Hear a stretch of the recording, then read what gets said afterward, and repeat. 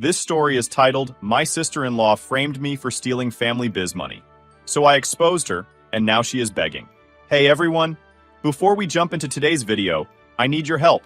We've noticed the channel is losing some traction, and subscribing is one of the best ways you can support us. It's quick, free, and it helps us keep bringing you awesome content. Your support means the world. Let's keep this channel growing together.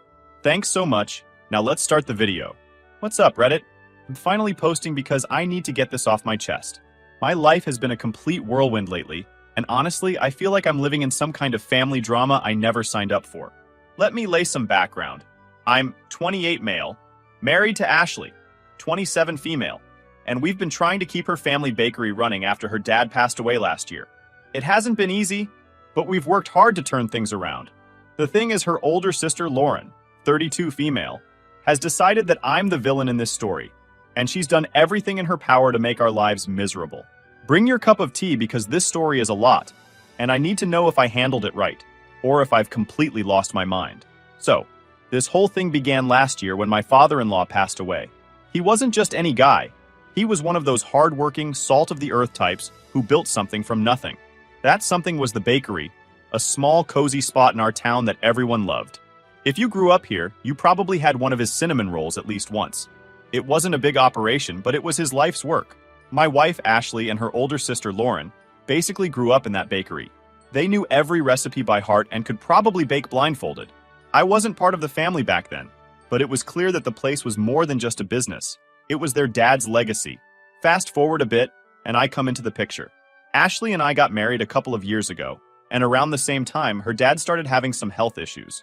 The bakery was struggling, and Ashley asked if I could help out. Now, I'm not a baker. I can barely cook pasta without setting off the smoke alarm. But I do have a background in business, and I figured I could help with the stuff behind the scenes. Managing finances, organizing inventory, streamlining operations. Basically, the boring stuff that no one really wants to deal with. It wasn't easy. The books were a mess. The equipment was outdated. And honestly, the bakery's reputation had taken a hit because her dad just couldn't keep up. I spent countless evenings and weekends there, crunching numbers, fixing systems, and figuring out how to get things back on track. And slowly but surely, it started to work. We upgraded the equipment, ran some local promotions, and even revamped the menu a bit to include gluten-free options. Sales started to pick up. People were coming back. I didn't do it alone. Ashley and her dad were still the heart and soul of the place. But I was proud of the part I played. When her dad passed, it hit us all hard. He was a good man, and he genuinely cared about the people around him. After the funeral, the family met with his lawyer to go over the will. I wasn't expecting much from it. Maybe a mention of gratitude for helping out. But that's about it. Instead, I got blindsided. The lawyer started by explaining how the bakery would be split. Ashley and Lauren would each get 40% of the business, which made sense. Then he announced that the remaining 30% was being left to me. I was floored. I didn't even know what to say. Ashley squeezed my hand, and her mom nodded at me like it was no big deal. But Lauren? She lost it. The second the words were out of the lawyer's mouth, she was glaring at me like I'd just stolen her car. When the meeting ended, she didn't even wait for the pleasantries. She stood up, pointed at me, and said, "This is a joke, right? He's not family. Why would Dad give him anything?" Ashley tried to calm her down, saying it was probably their dad's way of thanking me for stepping up when he was sick. But Lauren wasn't having it. She accused me of manipulating him, said I must have convinced him to write me into the will. I didn't even know what to say. I mean, what do you say to that? It wasn't like I'd asked for this. Hell, I didn't even know it was happening. Lauren stormed out before anyone could respond, leaving the rest of us sitting there in awkward silence. I figured she was just upset and needed time to process everything. Losing her dad was hard enough, and now she was dealing with the stress of dividing up his estate. I told Ashley not to worry about it, and that we'd give Lauren space to cool off. But looking back, I should have seen it coming. This wasn't something Lauren was going to let go of. The next couple of weeks were tense. Lauren barely spoke to me or Ashley. When we'd see her at family gatherings, she'd act polite but cold, like we were strangers. I caught her giving me dirty looks more than once, but I decided to let it slide. I figured the best way to handle it was to stay calm and not escalate things. I was wrong. Lauren's attitude didn't just stay in the family.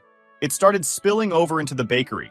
She'd come in during the busiest hours, stomping around like she owned the place, which, to be fair, she partly did.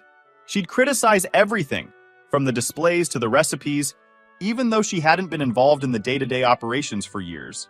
It was frustrating, but I bit my tongue because I didn't want to create more drama. One day, she pulled me aside and said, "You're lucky Dad was too soft.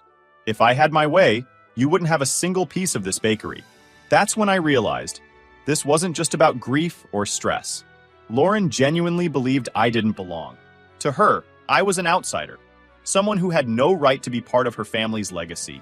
It didn't matter how much work I'd put in or how much her dad had appreciated my help. In her eyes, I was the enemy. Ashley was stuck in the middle, trying to keep the peace. She'd talked to Lauren, trying to explain that her dad's decision was his way of ensuring the bakery would survive. But Lauren wasn't listening. She'd say stuff like, "Of course you're defending him. He's your husband. But don't forget where your loyalty should lie." It was exhausting. I started to dread going to the bakery, even though it was thriving. The customers loved the changes we'd made, and for the first time in years, the business was actually making a solid profit. But every time Lauren walked in, it felt like all the progress we'd made didn't matter.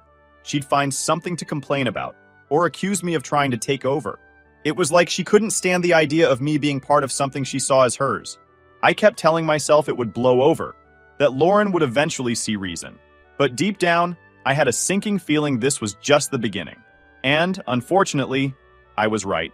The silent treatment and dirty looks were one thing, but pretty soon, she cranked things up to a whole new level. It started small, almost subtle. She'd make snide comments whenever we were at the bakery together. Stuff like, "Oh, guess you're the boss now, huh?" Or, "You're lucky Dad wasn't here to see the real you." I tried to keep it low, telling myself she was still grieving, but it got harder and harder to ignore. Then she moved on to outright accusations. At first, it was just muttering under her breath about how I was changing too much or ruining the bakery's traditions. But one day, she came in during a busy Saturday morning rush and announced, loud enough for the customers to hear, "I don't trust the books anymore. Something's not adding up here." I was stunned. The bakery was packed, and she was accusing me of cooking the books in front of half the town. I tried to stay calm. I told her, "Lauren, everything is accounted for. If you have questions, we can sit down later and go over the numbers together. Stop making fuzz like kids." She just smirked and said, "Oh, I bet you'd love that. Sit down with you so you can spin the story your way." No thanks. I wanted to yell, but I kept it together. Ashley pulled her aside, and they went into the back to talk. I don't know what was said, but when Ashley came back out, she looked drained, and Lauren was gone. I hoped that would be the end of it, but nope. Lauren was just getting started. A couple of days later, Ashley told me Lauren had been going around town talking about me. Apparently, she was telling anyone who'd listen that I'd tricked their dad into giving me part of the bakery, and that I was secretly stealing money. She even told some of the bakery's regular customers that they shouldn't trust me because I was only in it for the profit. One of them, Mrs. Henderson, a sweet older woman who's been coming here for decades, asked me point blank if the rumors were true. I almost lost it. I showed Ashley all the financial records to prove I wasn't hiding anything. Every receipt, every expense, every deposit, it was all there, clear as day. She believed me, of course, but it didn't seem to matter to Lauren. She wasn't interested in facts. This was about her needing to be right, no matter the cost. It got worse when Lauren started talking to other business owners in town. She told them I was poaching customers from other bakeries by undercutting prices and running unfair promotions. The irony? Those promotions were her dad's idea. He'd been the one to suggest offering discounts on bulk orders or hosting events to draw in new customers. I was just continuing what he started.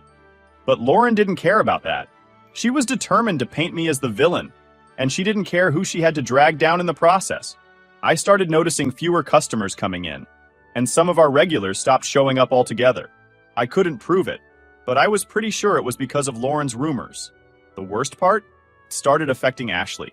She was stuck in the middle, trying to mediate between me and her sister. She'd spend hours on the phone with Lauren, trying to explain that I wasn't the bad guy, but it never went anywhere. Lauren would just double down, saying Ashley was choosing her husband over her own family. It was tearing Ashley apart, and it was killing me to see her like that. One night, after another argument with Lauren, Ashley broke down. She told me she felt like she was being torn in two. She loved me, but she didn't want to lose her sister. I hugged her and told her we'd figure it out. But honestly, I didn't know how. Lauren wasn't just upset. She was on a mission, and nothing Ashley said seemed to make a difference. I tried reaching out to Lauren myself, hoping that maybe if we talked one-on-one, I could clear the air. I asked her to meet me for coffee, and to my surprise, she agreed. For a moment, I thought maybe we could finally work things out. The meeting was a disaster, but there was no way I was going to sit there and let Lauren bulldoze me with her nonsense. She spent the entire time throwing accusations like I was some kind of shady grifter who'd sneaked into her family's legacy. She said I didn't deserve the bakery, that her dad had only given me the share because he was old and sick and didn't know what he was doing. At that point, I'd had enough. I leaned forward, looked her straight in the eye, and said, "Lauren, let me stop you right there. Your dad was one of the sharpest, most honest men I've ever met, even when he was sick. He saw me stepping up when this place was struggling, and he trusted me to take care of it. I didn't ask for this, but I'm not going to apologize for earning his respect. If you think yelling louder is going to rewrite history, good luck with that." She opened her mouth to respond, but I wasn't finished. "And about that lawsuit you're threatening? Go ahead. Try it. You'll be throwing away your money because I've kept everything clean and above board. Every penny is accounted for. Every investment is documented. I didn't manipulate anyone. I did the work, and your dad recognized that. The same can't be said for you, considering you've been collecting profits without lifting a finger for years." Her face turned red, and I could see she wasn't expecting me to call her out. She glared at me like she was about to explode. But I stood my ground. "This isn't about what's fair to you, Lauren. This is about what's right for the bakery. So if you want to keep throwing tantrums, go ahead. But don't think for a second that I'm going to roll over just because you're upset." She ended the conversation with, "You're lucky I haven't sued you yet, but don't think I won't." I smirked and shot back, "Try it. I'll see you in court." She stormed out. That's when I realized this wasn't just about the bakery. Lauren didn't just resent me, she hated me. No matter what I did or said, it wasn't going to change her mind. I could have handed over my share of the bakery right then and there, and she still wouldn't have been satisfied. I went home and told Ashley about the meeting. She sighed and said, "I don't know what to do anymore. She's my sister, but this isn't right." I didn't know what to do either. I loved Ashley, and I didn't want to put her in a position where she had to choose between me and her family. But at the same time, I wasn't going to let Lauren destroy everything we'd worked so hard to build. Looking back, I should have seen the warning signs. Lauren wasn't going to stop at words. She was already planting seeds of doubt in the community, and I had no idea just how far she was willing to go. One day, I was at the bakery, reorganizing some invoices in the back, when Ashley walked in, holding her phone with this look on her face that told me whatever was coming wasn't going to be good. She handed me the phone and said, "It's Lauren. She wants to talk to you." I raised an eyebrow because, let's be honest, Lauren and I didn't exactly have the kind of relationship where we casually chatted. I took the phone and said, "Hey Lauren, what's up?" Her response, "You need to sell me your share of the bakery. Name your price." I blinked. "Excuse me?" "You heard me," she said. "You don't belong in this business, and we both know it. So just sell me your share and walk away." I was stunned for a second. Then I said, "Lauren, I'm not selling my share. Your dad trusted me to help keep this place going. I'm not going to just abandon it." Her tone shifted immediately. "Fine," she said. "If you're not going to sell to me, I'll sell my share to someone else. And trust me, I've already got a buyer lined up." Now, that caught my attention. "Who?" I asked. "A chain bakery," she said smugly. "They've been eyeing this town for years. They're willing to pay top dollar for my share, and once they're in, they'll take care of the rest. Let's see how long you last when you're up against corporate money." I couldn't believe it. She wasn't just threatening me. She was threatening to sell out her dad's legacy to some faceless corporation just to spite me. I gripped the phone tighter and said, "Lauren, do you even hear yourself? This bakery was your dad's life. He built it from nothing. You'd really sell it to a chain just to get back at me?" She laughed. Actually laughed. "Don't make this about Dad," she said. "This is about you. You shouldn't even be involved in this business. So either sell me your share, or I'll sell mine to someone who actually knows what they're doing." Before I could respond, she hung up. I just stood there. Ashley put a hand on my arm and asked, "What did she say?" I told her everything, and she looked as horrified as I felt. "She wouldn't really sell her share, would she?" Ashley asked. I wanted to say no, that Lauren wouldn't actually go that far. But the truth was, I didn't know anymore. The idea of a chain bakery buying Lauren's share scared the hell out of me. For one thing, they'd have the resources to completely overpower us. They could run aggressive marketing campaigns, slash prices, and basically force us out of business. But worse than that, it would destroy everything Ashley's dad had worked for. This wasn't just a bakery. It was a part of the community. People came here for more than just the bread and pastries. They came because it felt like home. A chain wouldn't care about that. I spent the rest of the day trying to figure out what to do. Legally, Lauren could sell her share to whoever she wanted, but I wasn't going to let that happen without a fight. I started digging through the partnership agreement, hoping there was something in there that could help me. After a couple of hours, I found it. A clause that said any shares sold had to be offered to the remaining partners first. It wasn't a perfect solution, but it gave me a chance to stop Lauren from selling to the chain. When I showed Ashley the clause, she seemed relieved. "So you can buy her share and keep it in the family?" she asked. I nodded, but the truth was, I wasn't sure how we'd pull it off. Buying Lauren's share would be expensive, and we didn't exactly have piles of cash lying around. Still, it was better than letting the bakery fall into the hands of a corporation. I decided to confront Lauren about the clause. I called her and said, "Lauren, I know about the partnership agreement. If you want to sell your share, you have to offer it to me and Ashley first." She laughed again. God, that laugh was starting to make my blood boil. And said, "Good luck coming up with the money. You can barely keep the bakery afloat as it is." I gritted my teeth and said, "We'll figure it out, but you're not selling to a chain." She hung up again, but this time I felt a little more in control. At least I had a plan now, even if it was a long shot. The next couple of weeks were tense. Lauren kept dropping hints that she was moving forward with the sale, and I could tell she was hoping we'd panic. Meanwhile, I started looking into every possible way to raise the money. I talked to banks about loans, checked our savings, and even considered selling some personal assets to make it happen. It was stressful, but I wasn't going to let Lauren win. One evening, Ashley's mom came over for dinner. She'd been staying quiet through most of this drama, but now she looked worried. "Lauren's been talking about the chain bakery again," she said. "She told me they're offering her more than the bakery's worth. I'm scared she's going to do it."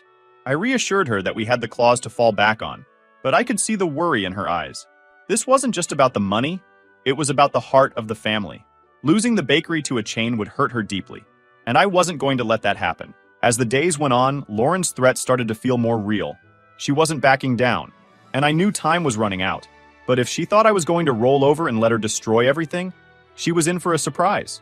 I wasn't just fighting for the bakery, I was fighting for Ashley, her family, and the legacy her dad had trusted me to protect.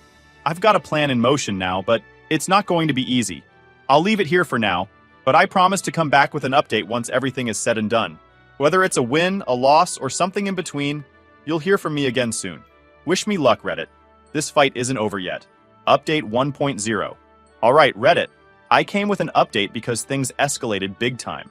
By this point, Lauren had made it crystal clear that she wasn't just out to make my life miserable. She was out to destroy me, and possibly the bakery along with it. The threats to sell her share to a chain bakery weren't just empty words. She was dead serious. I realized I couldn't afford to sit back and hope things would magically work themselves out. If I wanted to stop her, I needed to take action. So I decided to gather every scrap of financial evidence I could find. I pulled invoices, receipts, bank statements, payroll records, everything.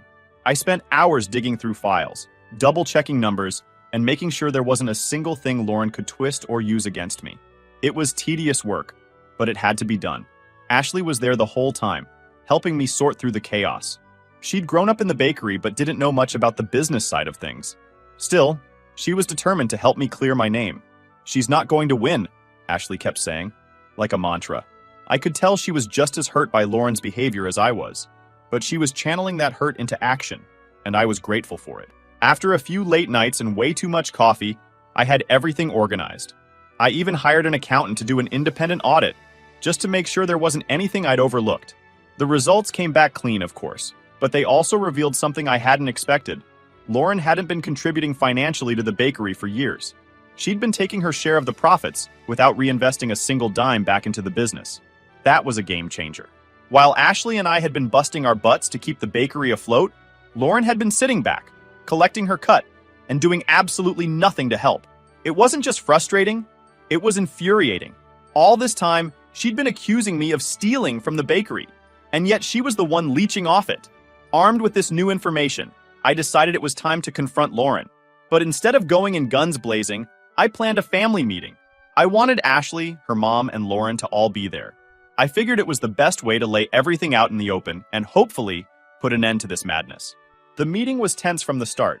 Lauren showed up late, of course, and immediately started making snarky comments about how I was probably going to spin some big story to make myself look good. I ignored her and got straight to the point. I handed out copies of the audit report and walked everyone through it step by step. This is everything, I said.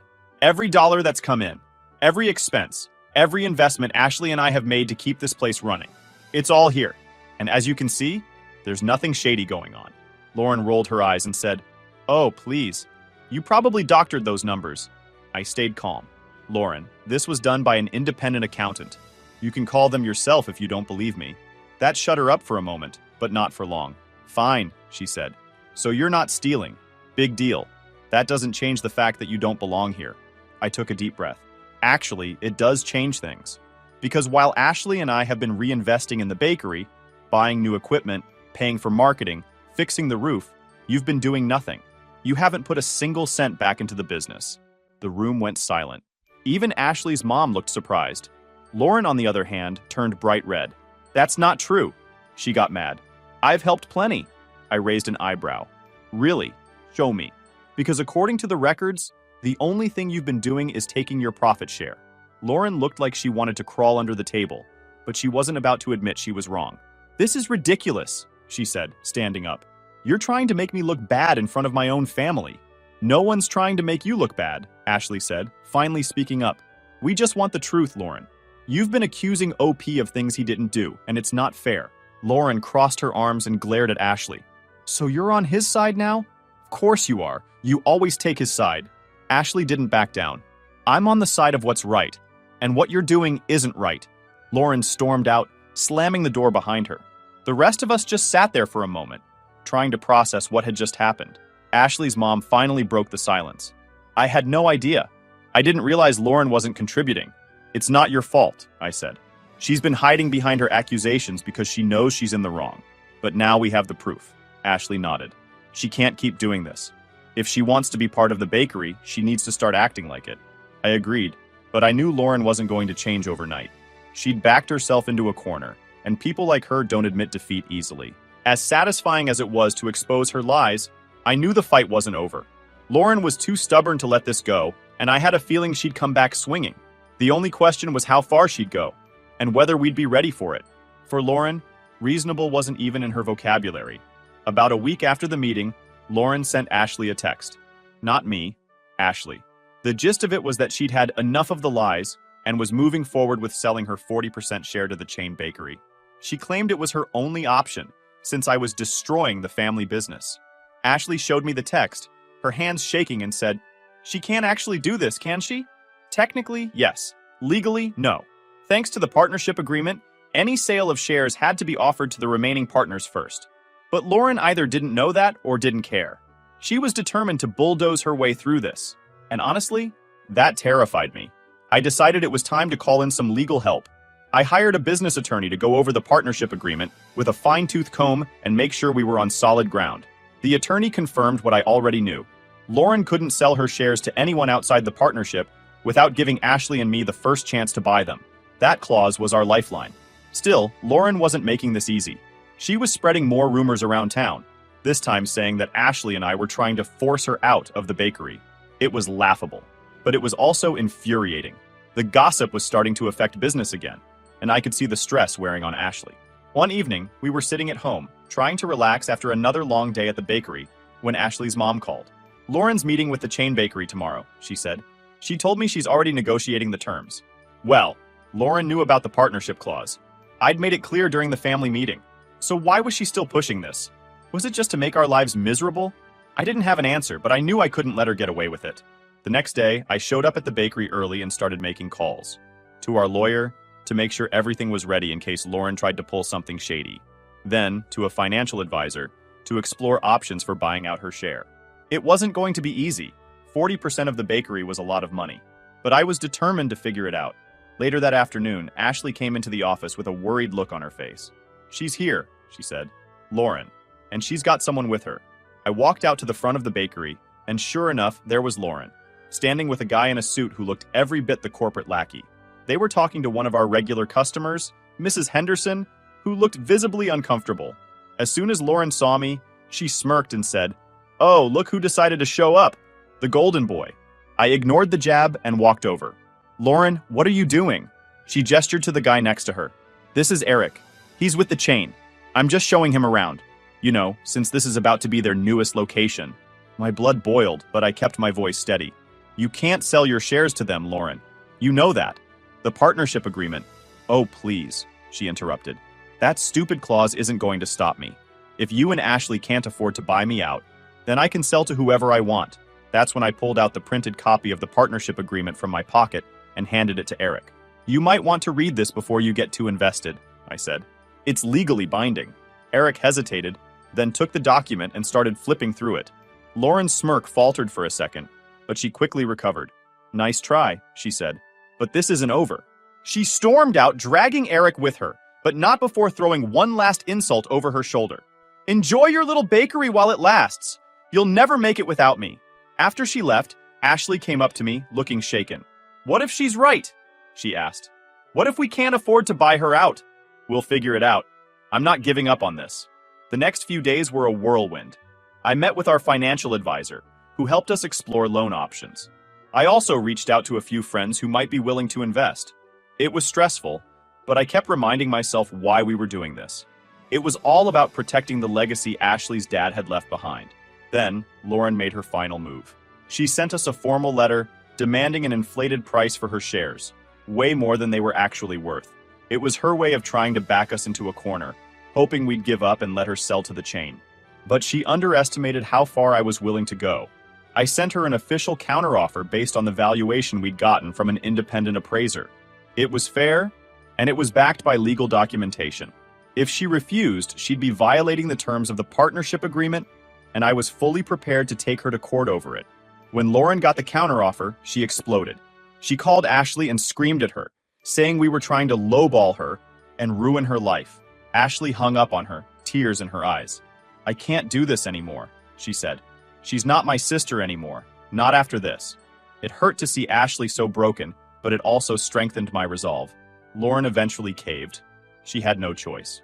The partnership agreement was ironclad, and the counteroffer was legally sound. She accepted the deal, though not without sending one final nasty email accusing us of destroying the family. After Lauren sold us her shares, I expected relief but felt anger. For months she'd spread lies, dragged Ashley into schemes, and nearly sold her dad's legacy out of spite. Watching her walk away unscathed didn't sit right. I focused on restoring the bakery's reputation with a heartfelt social media post about our dedication to Ashley's dad's dream. The support was overwhelming, bringing in loyal and new customers.